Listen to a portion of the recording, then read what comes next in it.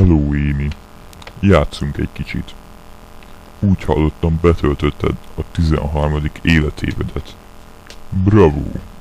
Bravo! De térjünk vissza a játékhoz.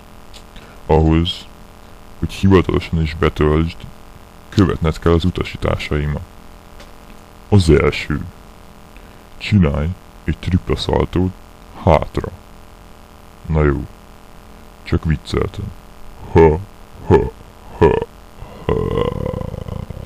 Szóval, valószínűleg ismerősek lesznek a helyszínek. Itt az első. Nézd meg, mi van ott. Ha megvan, intisd el újra. Állítsd meg a videót most. Oké, Amy, még nem bontsd ki. A következő feladat itt lesz. Miután legyőzted a krokodilt, nézd meg, mi van ott. Állítsd meg most. Látom, nem félsz a krokodiloktól. Na de mi a helyzet a pókukkal? A következő helyszín. Nézd meg, mi van ott, és állítsd meg most a videót. Ügyes vagy. Megnyerted a játékot.